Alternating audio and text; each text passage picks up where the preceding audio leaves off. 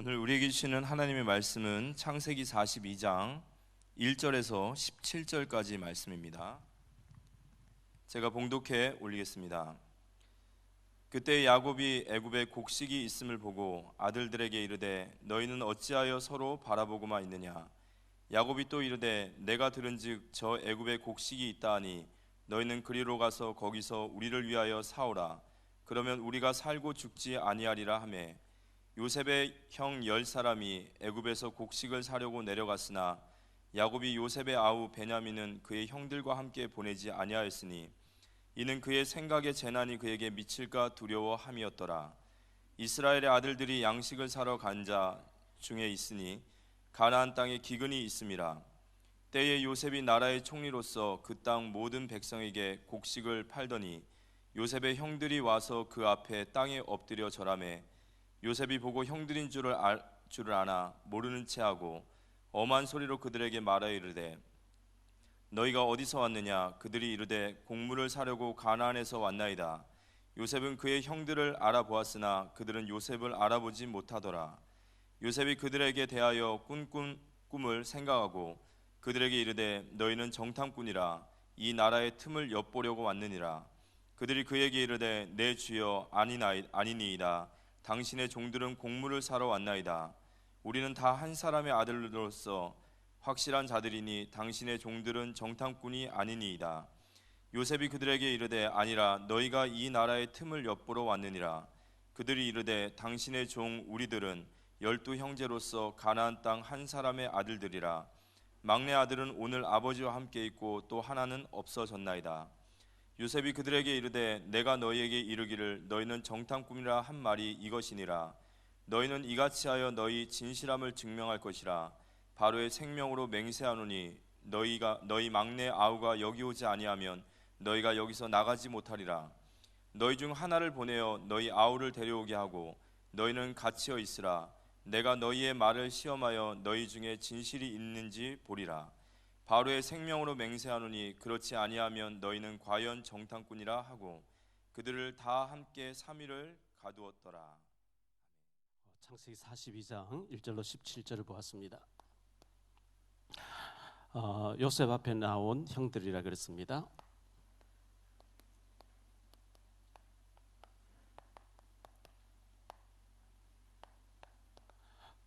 어,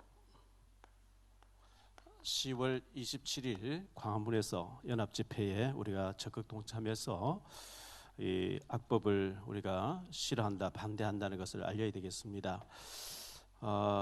지금 굉장한 위기를 한국교회를 맞이하고 있죠. 그래서 손현보 목사님 계시는 세계로교회에서는 버스를 25대를 예약해놨지만 전 성도들이 하루 전에 올라가서 여관에 자고 그 버스는 다른 교회 약한 적은 교회에서 타고 오도록 이렇게 조치를 취했다. 그리고 모든 성도들은 아이들까지 다 데리고와서 하루 전에 가서 자면서 이렇게 우리는 이걸 싫어한다고 반대한다는 것을 외쳐야 된다고 이렇게 말씀하는 것을 지난 화요일날 온누리교회에서 손 목사님이 말씀을 들었습니다. 우리가 10월 27일 연합 집회를 통해서 차근법, 악법을 반대하는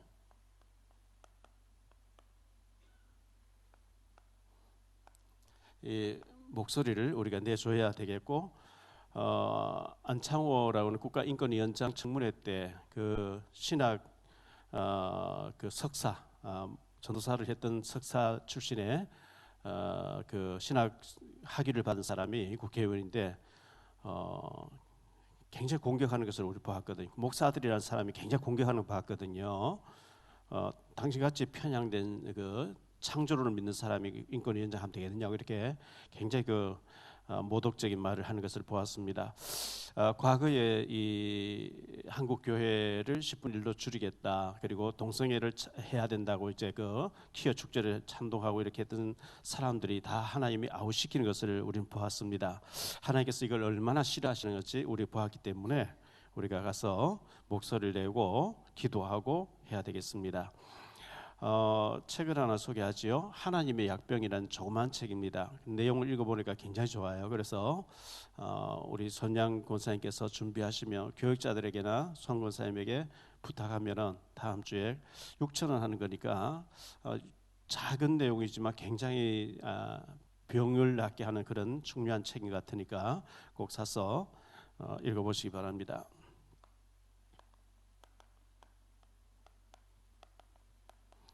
하나님의 약병이라는 책입니다. 사도 바울이 사도행전 19장 12절에 보면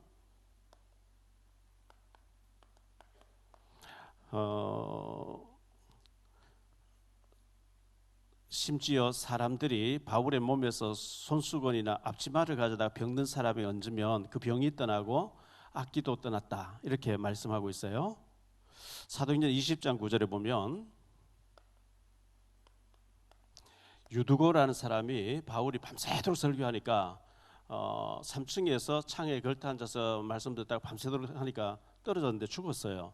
죽었는데 바울이 올라가서 기도하니까 살아났다는 얘기 나오거든요. 이렇게 바울 사도는 죽은 자도 살리고 바울의 앞치마나 손수건을 병든 자에 갖다 얹으면 병이 떠나고 악기도 떠나고 이렇게 했는데 정작 사도 바울은 고린도 후서에 보면 자신의 병은 낫지 않아요. 그래서 이걸 낫게 하기 위해서 특별 기도를 3번 했는데 하나님께서 일부러 준 것이 사탄의 사자를 주었다. 네가 너무 많은 은혜를 입었기 때문에 자고하지 않기 위해서 내가 일부러 사탄의 사자를 주었다. 그래서 바울 사도는 자기의 질병이 낫지 않는 것을 크게 기뻐한다 이렇게 고백하고 있는데요. 어쨌든 우리가 병 없이 건강하게 오래 살기를 원하는데 이 책을 하나씩 구입해서 읽어보고 또 읽어보고 했으면 좋겠다 생각되어집니다. 한강이라는 그 소설 작가가 이제 노벨 문학상을 수상하게 됐죠. 저도 오래전에 그분이 쓴 책을 읽어봤는데 다시 한번 읽어봐야 되겠다 생각하고 있거든요. 우리 K 문화가 이제 세계를 이렇게 휩쓸고 있는 가운데 또 문화적인 이런 좋은 소식이 있어 너무 감사한 일인데 노벨 의학상이라든지 과학상 이런 것들이 많이 나오는 게 참 좋은데 그런 것도 앞으로 우리나라에서 받았으면 좋겠다 또 하고 있습니다. 기도하고 있습니다. 베드로전서 4장 7절에 보니까 만물의 마지막이 가까이 왔으니 그러므로 너희는 정신을 차리고 근신하여 기도하라. 정신을 차리고 근신하여 기도하라 이렇게 말씀하고 있습니다. 정말 우리가 이 정신을 차리고 기도해야 되겠는데 특히 이 악법반들을 위해서 기도해야 되겠는데 제가 어떤 목사님께 전화를 해서 그날 참석해야 안 되겠냐 하니까 태극기도 못 들게 하고 성조기도 못 들게 하는데 그게 왜 가냐 이렇게 얘기를 했어요. 이분은 보수 진영에 계신 분이니까 그렇게 얘기해요. 이거는 그런 집회가 아니잖아요. 이거는 뭐 지금 애국하자는 것 보수하자는 얘기도 아니고 이거는 차근법 악법을 막는 한국교회가 죽느냐 사느냐 문제이기 때문에 그걸 떠나서 해야 됩니다. 또 어떤 목사님께도 이제 얘기했더니만은 자기는 보수를 너무너무 싫어하기 때문에 안 간다는 거예요. 나는 진보를 원하고 민주당을 원하기 때문에 그 보수 집회이기 때문에 안 간다. 이건 보수 집회가 아닙니다. 이건 진보 집회가 아닙니다. 태극기 드는 집회도 아닙니다. 이건 순수하게 우리가 악법을 막자고 하는데 그렇게 한다고 얘기를 했거든요. 그래서 태극기 부대는 오지 마라 그랬어요. 이거는 우리가 악법을 반대하는 것이고 한국 교회에 지금 현재 말씀대로 붙잡고 하는 것이기 때문에 절대 그게 아니라는 것을 얘기했습니다. 얼마 전에 송도 컨벤시아에서 로잔 대회가 있었죠. 전 세계 기독교 지도자 5천여 명이 모인 곳에서 있었는데 지난 화요일 날 온누리교회에서 손현범 목사님 모신 데서 이재원 목사 온누리교회 목사님이 그런 얘기를 쭉 하는 것을 보았거든요. 세계 기독교 협의회가 굉장히 동성애를 찬성하고 이런 상황이 다 돼 있는데 이분이 이제 그 지도자들을 전부 좋은 호텔에 방 하나씩 모시고 이렇게 하면서 수십억을 쓰면서 그 대접하면서 동성애는 성경에 위반되고 하나님께서 원하는 게 아니라는 것을 선언했다는 거예요. 그래서 제가 그 얘기를 쭉 들으면서 큰 교회 목사님이 큰 일을 하시는 거구나. 수십억을 돈을 쓰면서 저렇게 성경적으로 그게 틀렸다는 것을 문구를 집어넣어서 이렇게 했다는 것을 제가 들으면서 큰 일을 하셨구나 이렇게 생각했습니다. 정말 우리가 이 악법이 통과되어지면 이게 사는 죽느냐, 셰익스피어가 햄릿에서 사느냐 죽느냐 이것이 문제로 다 했는데 우리 한국 교회가 사느냐 죽느냐 중요한 기로에 서 있기 때문에 우리가 10월 27일 날 나가서 목소리를 내야 되겠고, 또 우리가 더 기도하면서 국회의원들 중에 예수 믿는 사람 많이 있는데 당론을 따르고 하나님 눈치를 안 보는 이 사람들, 하나님 두려워하지 않는 사람들 주님께서 감동시켜 주셔서 다른 건 몰라도 이 작은 법, 악법만은 절대 통과시키지 않도록 우리가 기도해야 되겠습니다.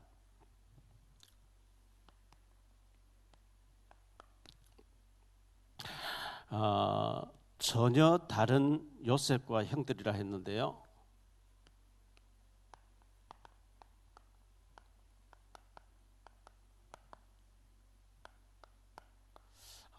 요셉과 형들은 전혀 관심 자체가 달랐어요. 요셉은 어땠습니까? 요셉은 어머니가 죽고 라헬이 죽고 아버지 밑에서 자랐어요. 아버지에게서 은혜를 받았어요. 아버지 야곱이죠. 야곱은 조부 아브라함에게 이 조부에 대한 간증을 15세까지 들었어요. 그리고 부친 이삭에 대해서 120년 동안 이삭이 은혜 받고 응답 받은 걸 보았어요. 직접 보았어요. 요셉의 어머니 라헬이 죽었어요. 라헬이 죽고 없는데 이 라헬이 요셉을 야곱이 키우면서 우리 할아버지, 네 할아버지 조부 아브라함에게 하나님께서 얼마나 역사하셨다는 것을 알려줬죠. 이삭에게 하나님 역사하신 걸 알려주었어요. 이런 신앙생활 들으면서 야곱이 하나님 없이 불신앙하면서 막 인본주의 쓰면서 고생하고 다니던 것을 들으면서 너는 믿음으로 살아야 돼. 너는 정말 하나님 능력 믿어야 돼. 이런 것을 요셉이 듣고 얼마나 기도했던지 꿈에 응답이 온 거예요. 요셉은 곡식단이 절하는 것, 해와 달과 별이 절하는 것, 이걸 응답을 미리 받아놓고 있었거든요. 자, 형들은 어땠습니까? 요셉의 형들은 영적으로 굉장히 어두웠어요. 캄캄해요. 영적인 일에 관심이 없어요. 아예 형들은 영적인 일에 관심 자체가 없어요. 왜 아버지가 요셉에게는 좋은 옷을 입히느냐? 뭐 어머니도 없고 우리는 엄마가 있는데 요셉은 어머니 없지 않냐? 긍휼히 여기고 불쌍히 여기고 충분히 그럴 수 있다 이렇게 이해하면 되는데 그렇지는 못했어요. 시기 질투하죠. 시기 질투하고요. 그리고 어떻게 하면 아버지 몰래 삥땅이라 그러죠. 속이고 아버지를 속이고 물질을 빼내서 나눠 쓰고 그리고 거짓말하고 형들하고 요셉하고 전혀 관심이 달라서 요셉은 하나님 앞에 서서 기도하면서 응답받는 거, 형들은 영적인 부분에 아예 관심이 없고 아버지를 시기하고 아버지를 욕하고 또 요셉을 죽이려고 하고 아버지 몰래 뭐 양털을 깎아서 판다든지 우유를 몰래 빼돌린다든지 이래 가지고 돈 나눠 쓰고. 그런데 요셉이 영적인 부분에 관심이 있었다고 하면 이들은 전부 육신적인 얘기예요. 자, 그 형들도 구원은 받았습니다. 구원은 받았어요. 우리도 구원을 받았죠. 예수 믿고 구원을 받았거든요. 받았으나 요셉의 관심은 전혀 영적인 일이에요. 형들의 관심은 육신적인 일이에요. 육신적인 일에 관심이 있었어요. 형들은 아버지가 요셉을 편애한다, 섭섭하다, 또 이제 요셉이가 기도하고 뭐 응답받다는 시기 질투하고 미워하고 전부 육신적이고 세속적이고 인간적이고 영적인 부분에 관심이 없으니까 구원받았으면 성경은 마태복음 6장 33절에 이렇게 말씀하고 있죠. 그런즉 너희는 먼저 그의 나라와 그의 의를 구하라. 그리하면 이 모든 것을 너희 더하시리라. 정말 영적인 부분에 관심이 있어야 되는데 어쩌면은 이 형들의 모습이 오늘 우리의 모습이 아닐까 이거 안 되는 거거든요. 이렇게 살면 인생에 굉장히 허무해져요. 나중에 비참해져요. 영적으로 살아야 되거든요. 자, 두 번째로 생각할 말씀은 인본주의 쓰지 않는 요셉인데요. 총리가 된 요셉이잖아요. 총리가 됐어요. 막강한 권력을 잡았어요. 애굽이 그 당시 세계 최강대국이기 때문에 그래서 창세기 41장에 보니까 40절로 44절을 보죠. 너는 내 집을 다스리라. 내 백성이 다 내 명령에 복종하리니 내가 너보다 높은 것은 내 왕자뿐이니라. 바로가 또 요셉에게 이르되 내가 너를 애굽 온 땅의 총리가 되게 하노라 하고 자기의 인장 반지를 빼어 요셉의 손에 끼우고 그에게 세마포 옷을 입히고 금사슬을 목에 걸고 자기에게 있는 버금수레에 그를 태우며 무리가 그의 앞에서 소리 지르기를 엎드리라 하더라. 바로가 그에게 애굽 전국을 총리로 다스리게 하였더라. 바로가 요셉에게 이르되 나는 바로라. 애굽 온 땅에서 네 허락이 없이는 수족을 놀릴 자가 없으리라 하고 바로 왕은 왕이라는 자리 하나만 남겨놓고 모든 권한을 요셉에게 위임해 줬어요. 그럼 요셉이가 막강한 이 권력을 잡았는데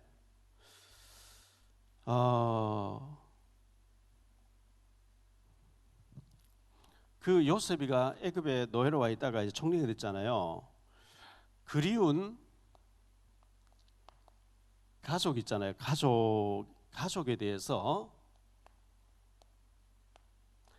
제 같으면 제가 이 자리에 있었다고 하면 특사 몇 명을 사람 비서를 불러가지고 가나안 땅으로 보내가지고 내 아버지 좀 찾아봐라. 가족들이 어떻게 지내고 있는지 궁금하다. 그렇게 안 하겠어요? 막강한 권력이 다 자기 손에 있는데 얼마나 아버지가 보고 싶겠어요? 동생이 얼마나 보고 싶겠어요? 좀 찾아봐라. 전에 살던 곳은 이곳이었고 아마 이 근방에 어디 있을 것이다. 얼마든지 그렇게 할 수 있는 거거든. 그건 뭐 나쁜 것도 아니고 잘못된 것도 아니에요. 가족 찾겠다는 건데.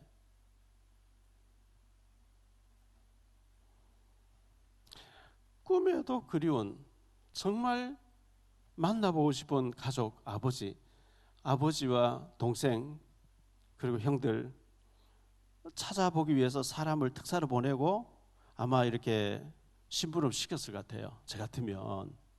근데 요셉이 그렇게 안 하고 하나님 바라보고 있었어요. 대단한 거죠. 자, 요셉이 17세에 팔려갔잖아요.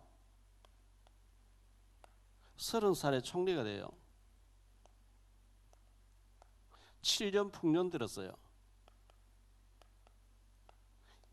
2년 기근 들었을 때 형들 만나거든요. 그러면 요셉이가 39세 때예요.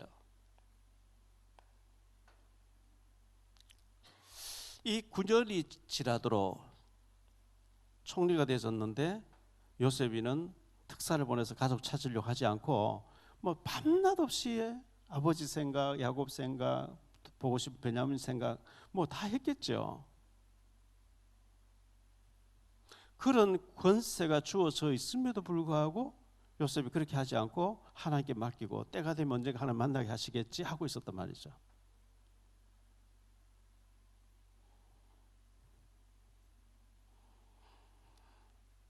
요셉은 꿈에서라도 그 가족을 잊을 수가 없고 보고 싶고 만나보고 싶고 할 텐데 하나님께 맡기고 기다리는 요셉이죠.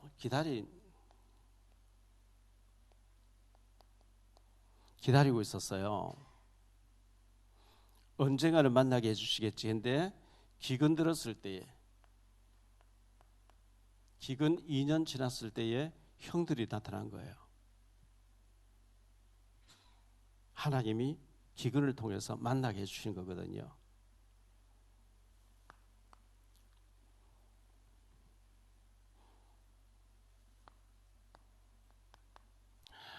요셉 앞에 나온 형들이죠.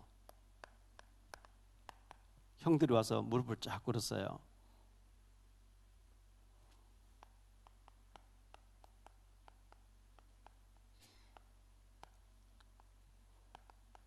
무릎 꿇고 절하는 형들인데요. 무릎 꿇고 절을 해요. 6절과 9절 말씀 보면 나옵니다. 6절, 때 요셉이 나라의 총리로서 그 땅 모든 백성에게 곡식을 팔더니 요셉의 형들이 와서 그 앞에서 엎드려 땅에 엎드려 절했다 그랬죠. 요셉이 그들에 대하여 꾼 꿈을 생각하고, 창세기 37장에 나오는 얘기죠. 꿈을 생각하고 그들에게 이르되 너희는 정탐꾼들이라 이 나라의 틈을 엿보러 왔느니. 요셉이는 애굽의 언어 애굽말을 하고 통역을 세워놨기 때문에 요셉이라고는 상상을 못하는 거예요. 형들이 요셉을 알아보는데 형들은 전혀 알아보지 못하고, 얼굴을 딱 마주 보면 얘기하는 게 아니고 엎드려 절하면서 저 아래서 얘기하고, 요셉은 큰 소리를 지르고 있고 통역을 중간에 세워놨기 때문에 요셉이라고는 상상을 못하는 거죠. 요셉이 너희는 정탐꾼들이라. 그래서 이게 바로 창세기 37장에 나오는 얘기죠. 6절부터 11절까지 나오는 얘기인데요. 한번 볼까요? 요셉이 그들에게 이르되 청하건대 내가 꾼 꿈을 들으시오. 우리가 밭에서 곡식단을 묶던 내 단을 일어서고 당신들의 단은 내 단을 둘러서서 절하더이다. 그 형들이 그에게 이르되 네가 참으로 우리의 왕이 되겠느냐, 참으로 우리를 다스리게 되겠느냐 하고 그의 꿈과 그의 말로 말미암아 그를 더욱 미워하더니 요셉이 다시 꿈을 꾸고 그의 형들에게 말하여 이르되 내가 또 꿈을 꾼즉 해와 달과 열한 별이 내게 절하더이다 하니라. 그가 그의 꿈을 아버지와 형들에게 말하며 아버지가 그를 꾸짖고 그에게 이르되 내가 꾼 꿈이 무엇이냐, 나와 내 어머니와 내 형들이 참으로 가서 네 땅에 엎드려 네게 절하겠느냐. 그의 형들은 시기하되 그의 아버지는 그 말을 간직해 두었더라.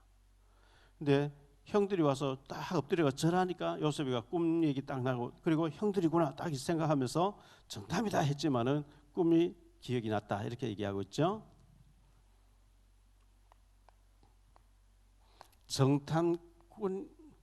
정탐꾼이라고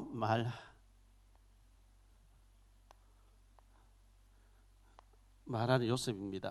요셉은 형들인 줄 알면서도 정탐꾼이라고 이렇게 하면서 엄한 목소리로 말했습니다. 9절 이하에 보니까요, 오늘 말씀 요셉이 그들에게 대하여 꾼 꿈을 생각하고 그들에게 이르되 너희는 정탐꾼들이라 이 나라의 틈을 엿보려고 왔느니라. 그들이 그에게 이르되 내 주여 아니니이다. 당신의 종들은 곡물을 사러 왔나이다. 우리는 다 한 사람의 아들들로서 확실한 자들이니 당신의 종들은 정탐꾼이 아니니이다.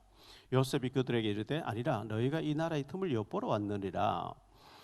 그들이 이르되 당신의 종 우리들은 12형제로서 가나안 땅 한 사람의 아들들이라 막내 아들은 오늘 아버지와 함께 있고 또 하나는 없어졌나이다. 요셉이 그들에게 이르되 내가 너희에게 이르기를 너희는 정탐꾼들이라 한 말이 이것이리라.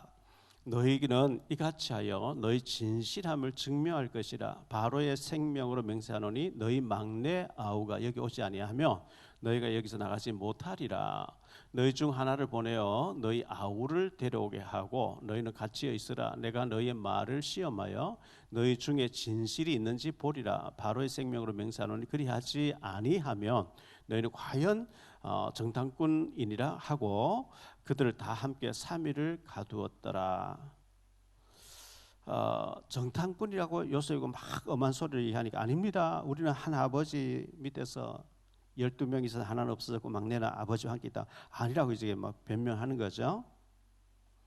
자, 그 형들이 감옥에 이제 갇혀 있으라 해서 갇히게 되면서 범죄하였도다.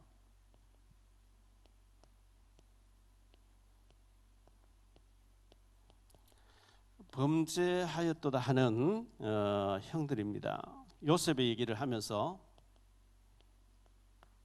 우리가 범죄하였다 이렇게 얘기를 하죠. 18절로 25절인데요. 사흘 만에 요셉이 그에게 이르되 나는 하나님을 경외하는 너희는 이같이 하여 생명을 보존하라. 너희가 확실한 자들이면 너희 형제 중 한 사람만 그 옥에 갇히게 하고 너희는 곡식을 가져가서 너희 집안에 굶주림을 구하고 너희 막내 아우를 내게로 데리고 오라. 그리면 너희 말이 진실함이 되고 너희가 죽지 아니하리라 하니 그들이 그대로 하니라. 그들이 서로 말하되 우리가 아우의 일로 요셉의 일로 말미암아 범죄하였도다. 그가 우리에게 애걸 할 때 요셉이 팔려갈 때 막 애걸 하면 울면서 살려달라고 애걸 했거든요. 애걸 할 때에 그 마음의 괴로움을 보고도 듣지 아니하였으므로 이 괴로움이 우리에게 임하도다. 르벤이 그들에게 대답하여 이르되 내가 너희에게 그 아이에 대하여 죄를 짓지 말라고 하지 아니하더냐. 그래도 너희가 듣지 아니하였느니라. 그러므로 그의 핏값을 치르게 되었도다니 그들 사이에 통력을 세웠으므로 그들은 요셉이 듣는 줄 알지 못하였더라. 이렇게 성경은 통력을 세워가지고 얘기했다고 이렇게 기록하고 있어요. 자,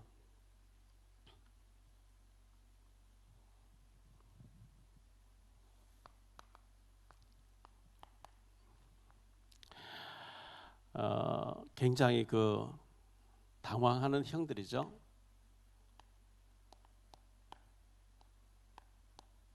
요셉의 형들이 당황했습니다.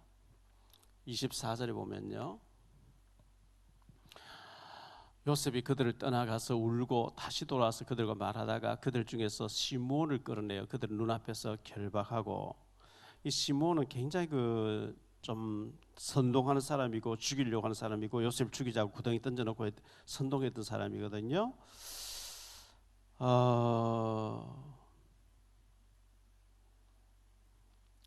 그리고 26절로 28절에 보면요, 그들이 시몬은 갇혀 있고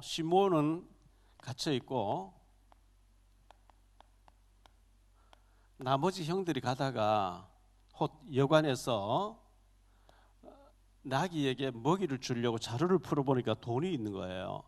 26절에 그들이 곡식을 나귀에 싣고 그곳을 떠났더니 그가 그 형 한 사람이 여관에서 나귀에게 먹이를 주려고 자루를 풀고 본즉 그 돈이 자루 아귀에 있는지라. 돈이 그대로 들어있어요. 28절 그가 그 형제에게 말하되 내 돈을 도로 넣었도다. 보라 자루 속에 있도다. 이에 그들이 혼이 나서 떨며 서로 돌아보면 말하되 하나님이 어찌하여 이런 일을 우리에게 행하셨는가. 이렇게 걱정하고 있습니다. 요셉의 지휘하에 돈을 도로 집어넣은 건데 이거 왜 이렇게 일이 꼬이지 하면서 걱정하는 거예요. 그들이 돌아가서 야곱 그 부친 야곱에게 보고하는 형들입니다. 보고하는데요, 29절로 35절이죠.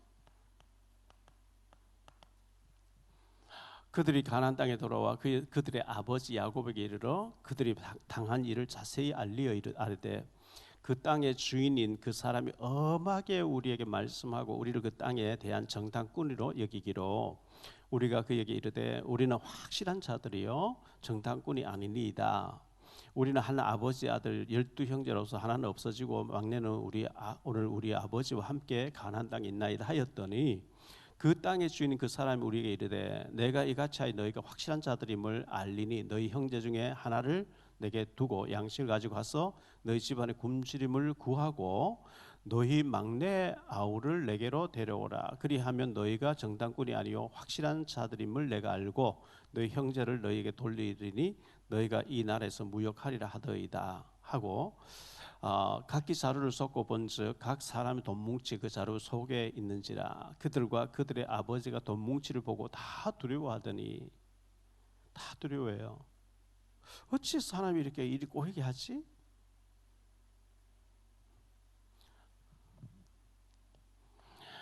걱정에 빠진 야곱입니다. 야곱이 걱정에 빠져서 36절 38절인데요. 36절 보겠습니다.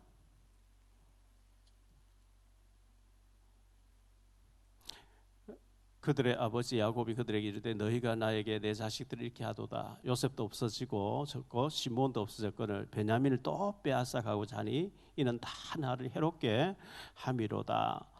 르벤이 그의 아버지에게 말하 이르되 내가 그를 아버지께로 데리고 오지 아니하거든 내 두 아들을 죽이소서 그를 내 손에서 맡기소서 내가 그를 아버지께로 데리고 돌아오리이다. 야곱이 이르되 내 아들은 너희와 함께 내려가지 못하리니 그의 형은 죽고 그만 남았습니다. 만일 너희가 가는 길에서 재난이 그에게 미치면 너희가 내 흰머리로 슬퍼하며 스올로 내려가게 함이 되리라. 요셉이가 살아있는데 죽었는 줄로 생각하는 거죠. 그리고 베냐민도 죽이려고 한다 이렇게 오해를 하고 걱정하고 있는 거거든요. 이제 걱정은 잠깐이었고 이제 요셉이가 살아있다는 것과 총리되어 있다는 걸 알고 난 뒤에는 얼마나 기뻐하는지 모르죠. 어쨌든 이렇게 과정에서 요셉이가 형들을 만나는 과정에서 바로 요셉이다 하지 않고 정탐꾼이라 그랬어요.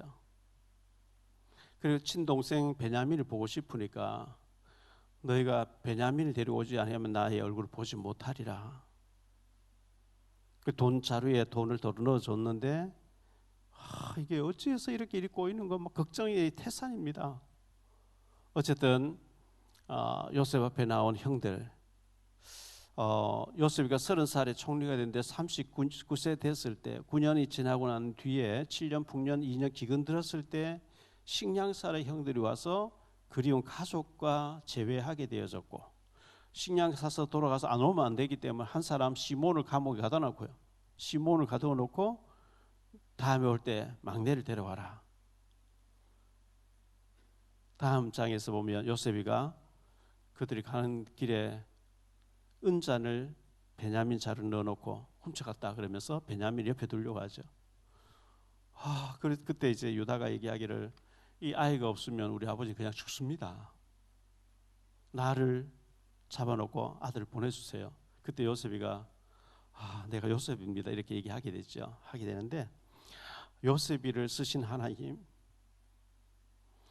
17살에 팔려가서 30살 됐을 때 13년 만에 애굽의 2인 자살이 올라갔다는 거예요. 이건 하나님의 역사 아니면 도저히 있을 수 없는 하나님이 그렇게 하시는 것을 보게 됩니다. 풍년 들게 된다, 기근 들게 된다, 꿈을 꾸게 해놓고 요셉 꿈 해석하면서 총리로 올라가고 그리고 기근 들고 난 뒤에 형들을 통해서 가족을 만나게 되고 그 가족 70명이 애굽으로 가서 400년 지나고 난 뒤에 민족이 돼서 거대한 민족으로서 세계 역사의 성경 역사의 주역으로 기록되는 것을 보여주면서 큰 틀에서 하나님이 주관하고 계시다.